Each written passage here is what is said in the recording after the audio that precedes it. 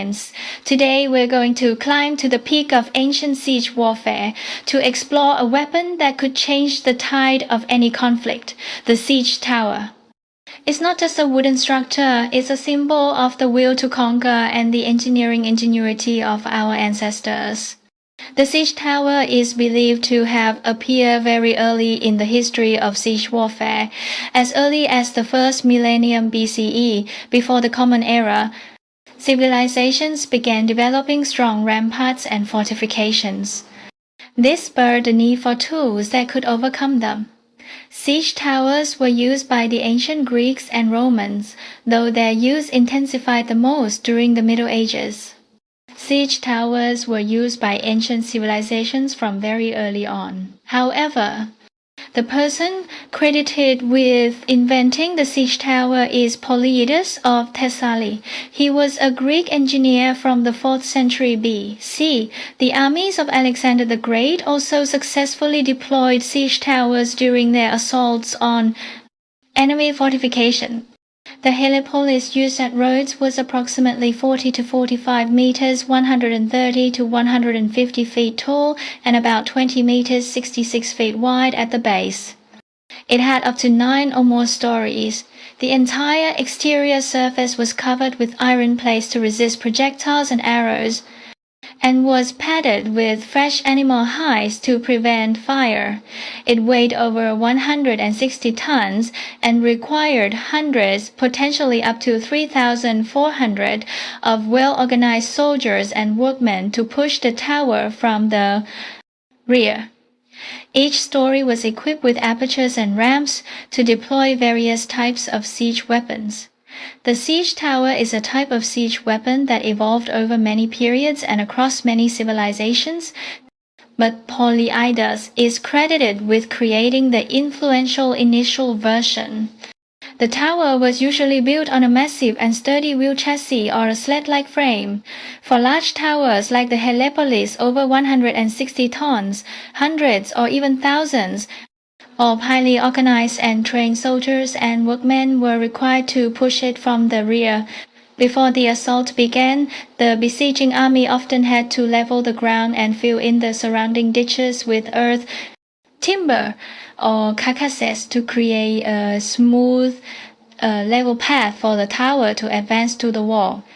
The siege tower was a game-changer in ancient siege warfare tactics, as they provided 3 core strategic advantages. The tower functioned as a mobile bridge.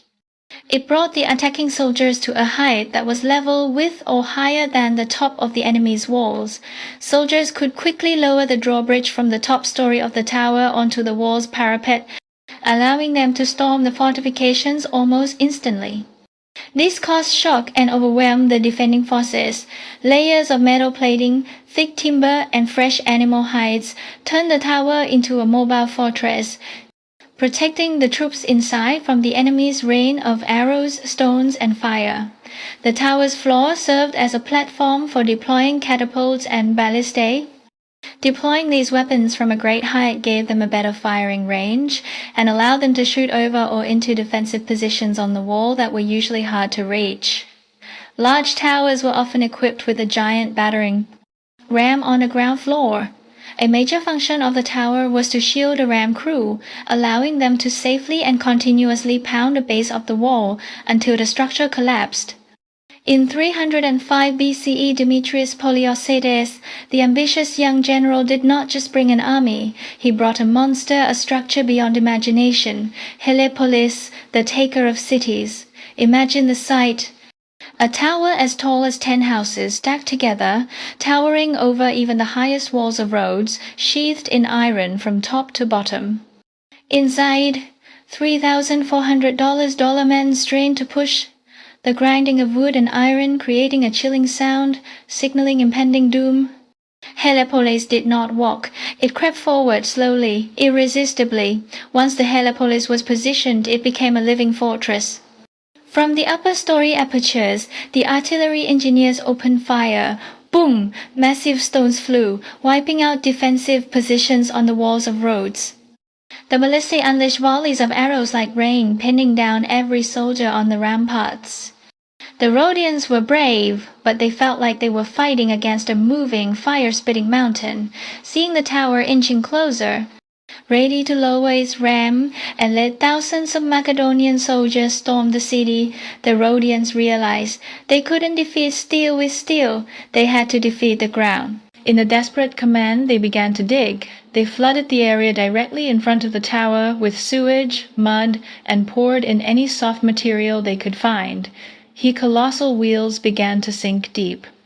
The soft, marshy ground, carefully prepared, had swallowed them.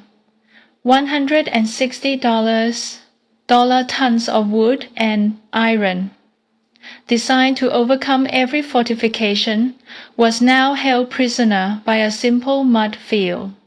The thousands of men pushing struggled in vain, and so Rhodes won, not by destroying the machine, but by neutralizing its movement.